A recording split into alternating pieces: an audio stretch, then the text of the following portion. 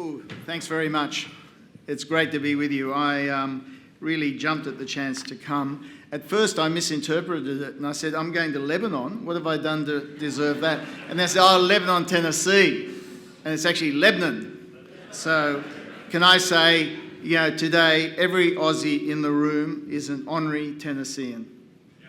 Thank you for the welcome you have given this great Aussie company here in Tennessee. I've been gratified to see the way in which this company has grown here in the US. And in part that's a tribute not just to the company, but to the policy framework that we are now seeing here in the US around climate and energy transition. The infrastructure bill, which put into place funding to roll out EV infrastructure. And then the Inflation Reduction Act, which passed the other day with the EV tax credits, which will really encourage the take-up of electric vehicles. And that new law has a very interesting provision that 40 to 80% over time of the critical minerals that go into electric vehicles will be from the US or free trade partners. And that will principally be Canada and Australia.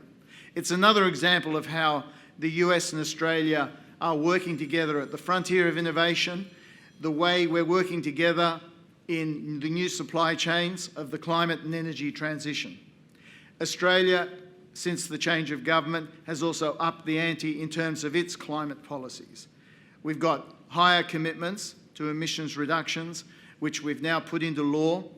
We're about to launch our own EV strategy, which will reinforce what you are doing here at Tritium. That strategy will be around how we promote electric vehicles, the take-up through credits and other items. So increasingly the US and Australia coming together in this energy transition.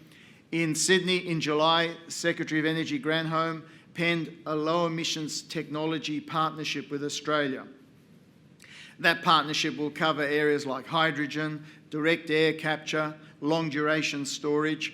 We're hoping to build on that with a government-to-government agreement around climate more broadly. When our new Prime Minister went to the Quad meeting in Tokyo just after the election, he said to President Biden that he wanted to make climate a third pillar of the alliance. We've got the ANZUS alliance, military and security alliance, increasingly important in today's uncertain world. We've got trade and economic engagement, which is bound up in our free trade agreement, which is one of the best free trade agreements in the world. And we've now got climate as a third pillar of the alliance. And we can do great things together. I have to say, from my point of view, I'm particularly gratified that we are generating high-paying jobs in the US. This is what this is all about. And this is something that President Biden reinforced at the White House when Jane was there and Tritium was showcased. And what a proud moment for Australia, Jane, when he showcased the company and you at the White House. And his point was good, high-paying jobs in America. And that's what Australian investment in America does. We have generated hundreds of thousands of jobs in the US through our investment here. You're our biggest investment partner. You're our biggest overseas recipient of investment, just as you are the biggest investment partner for Australia in Australia. From my perspective, I don't see a zero-sum game in the trade and investment sphere between Australia and the US. I encourage Aussie companies to come here because this is a very competitive and large market. And as the song goes, if you can make it here, you can make it anywhere. And from my point of view, that creates great globally competitive Australian companies. And by the same token, I promote great American companies coming to Australia and promoting the two-way flow of trade and investment. So today, can I thank the state of Tennessee, your federal and state and local representatives, the Economic Development Corporation here in Tennessee, represented by Stu and his team. And can I thank all of you who are customers, suppliers, people who have businesses in the local area.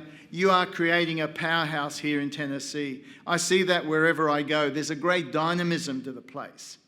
This is a place where people want to get things done. And that's the Australian spirit as well. A few months ago, Condoleezza Rice was at a function and she was asked, who is America's best ally? And she said, Australia. And they said, why do you say that? She said, because Australians say, we get this, we got it. When something needs to be done, we get on with it. And that's the attitude we find here in Tennessee. We don't talk about it, we get on and we do it.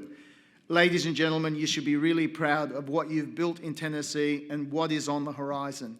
And companies like this, Tritium, visionary companies that look to the future, and Novinix that we talked about before, they see where the future is, and the future is in Tennessee. And now I want to take the opportunity to introduce Jane Hunter. Jane is the CEO. She's the visionary who's brought to fruition over the last few years this expansion into the US. She came from Boeing. She's got great expertise. She could have stayed with a multinational company, but she decided to come and work with this Australian company and build it up to what it is today. And it's going to be a great Australian company. It's going to be a great American company. It's going to be a great global company. So please welcome to the stage Jane Hunter.